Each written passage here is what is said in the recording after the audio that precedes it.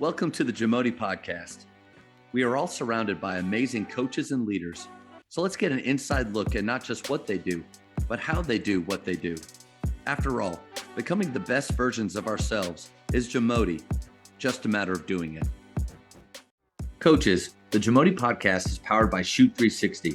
The future of basketball has arrived in Dallas-Fort Worth. Shoot 360 combines the latest sports technology with the fundamentals of basketball skill development. The result is a one-of-a-kind video game-like basketball program designed to improve your shooting, dribbling, and passing. Visit shoot360dfw.com to learn more and register for your free 1-hour workout evaluation. Shoot 360, the future of basketball is here. Culture is not just one activity. It's not just something you do at the beginning of the season, you check it off the list, and then you're done for the rest of the year. It's every day. But I have learned, and I'm fascinated to find out what are some of the interesting culture activities or things that coaches do to help build that. What's something that you feel like is special that you guys do? And I don't think it's anything like special. I just think it's just consistency because, as coaches, and sometimes I'll get into when I stop holding the kid, like we get into a group and, like you get where you like the kids and like you're feeling, and then, there's a mistake that's made and it's black and white. This is the consequence, this is the accountability, and you got to still be consistent with it. And I know you hear coaches like, well, you don't want to do this. Like, I just feel like the consistency and holding accountable, like if you're going to choose to do things, you got to choose to do them. And I think when the kids see the consistency and what you're doing, like if you expect the kids to be there, 'cause what I kind of do, and a lot of our stuff that we do for culture is I get like, so if I open, like when during the season, like if we open the gym, like I give them 3 times, like, okay, well, you have to, doors open at 7, so you got to be in the building at 7, and then you got to be on the court at 7:10, and then we're ready to go at 7:15. So it's like there's just certain aspects of things they got to do. It's just being really consistent. So I don't know if there's like any activities we do. I think throughout like all of our programs, like I said, like our spring season, like everything I have, like we'll before the spring starts, we sit down, we have a meeting, and we lay out what's supposed to look like, what the expectations are. I'm very clear with them, and then we just hold them accountable from that point. And you'll lose kids too because they don't want to do it. Like we lost a kid this year because he didn't want to run for zeros, and I was like, well, you don't want to play because you don't want to be held accountable. That's the only reason. It's nothing to do with basketball. You just don't want me to hold you accountable for things that you don't want to do. That's outside of the basketball court. And so, just like putting it kind of in their court a little bit to say like, this is yours. These are the things that I expect. If you don't meet this expectation, there's going to be a consequence. Now, and then if it becomes a consistent thing, then we look to move part ways. But I just think that's the biggest thing that I found culture. I think it was. And, we were in the district with him this year, but I don't think he ever knew that. I never really told him this, but like when I was a younger coach, like I'm still pretty young, I guess, but like starting to be the head coach, that Danny Henderson had it was one of those TABC, like the handouts they sent home. And he had like an article about culture and about, talking, clapping, enthusiasm, and I kind of really bought into that. Like, those are the things that we have. Like, it's hard to hold kids accountable every day to like be enthusiastic and have high energy, because sometimes we don't feel like we have enthusiasm, high energy as just humans on the day-to-day grind, right? Yep. And so just being consistent and saying, hey, if you look, we look, like every drill we do, we have a consequence for it, and it's all laid out. And I just think that consistency and that accountability is all that culture is. I really, and that's kind of like how I try to design everything we do. Yeah. Gannon Baker had a great point. Is that you can't coach what you don't possess. Mm-hmm. So if you have a lack of enthusiasm and energy, it's going to be really hard for you to coach or hold your guys accountable with that. So like, I'm not naturally a raw person. Yeah. I think basketball kind of as a player, that was a role that I had to fill, or else I would have never been on the floor ever. And then, but I also see the value in it as a coach. How do you sometimes hold them accountable for some things that you even struggle as a coach yourself? You know, and I think one of the biggest things is I let our guys know, I was like, look, this is our plan. And I'm not always right. I'm going to make mistakes.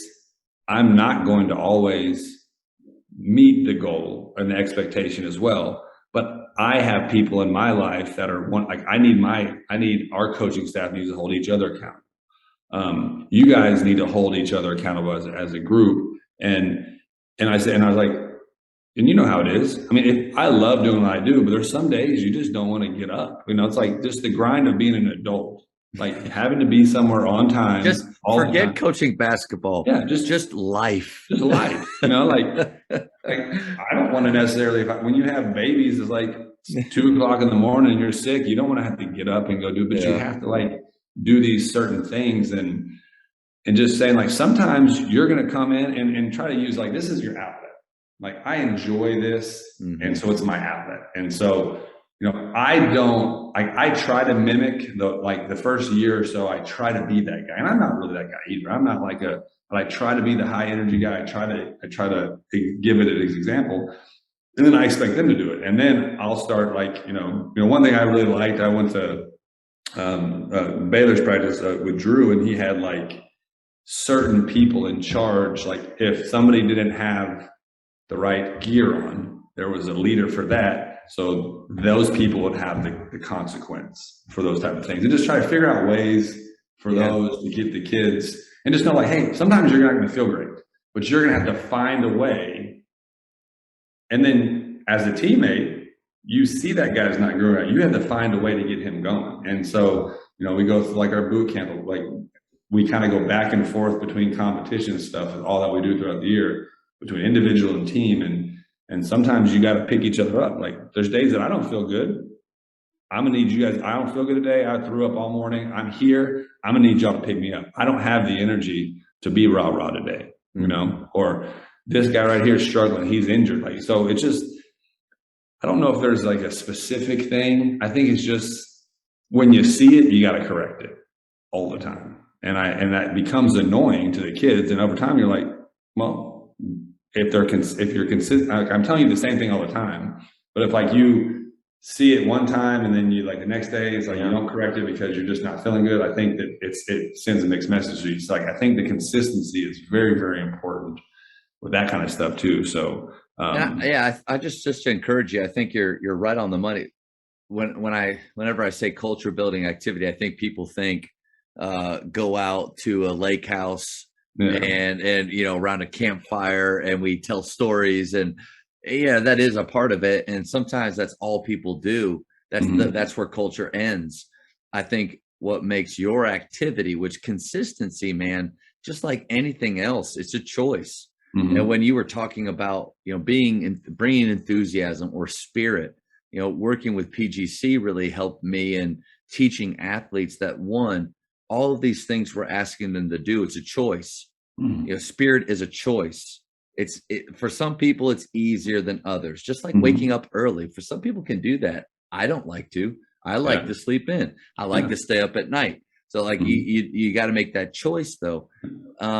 And what they talk about at PGC is when you feel like you really have to make the choice and even fake it a little bit until you make it.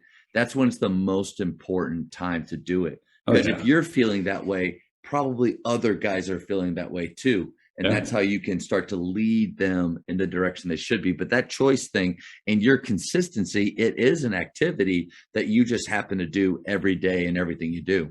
Yeah. And you know how it is. Like the difference between, we actually had this conversation today. The difference between good teams and bad teams is consistency. Like, you can get into it, like you can watch every level of basketball. There's going to be bad teams that upset people in conference and district play because they're talented enough to beat you. Yeah.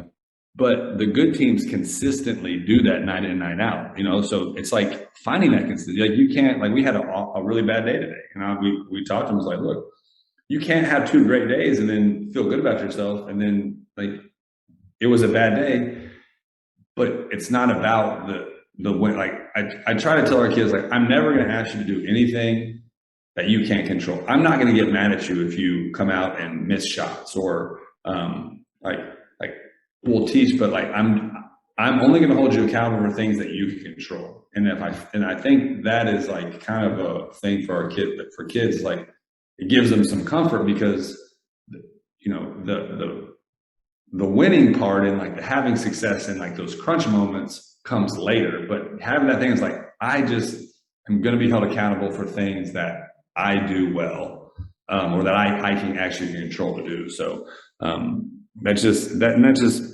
our biggest thing. And like I said, it's hard, but I mean, and it becomes annoying. And I'm like, I tell you the same thing every day. Like you got to figure it out or you can't be a part of what we're doing. So thank you for checking out today's episode.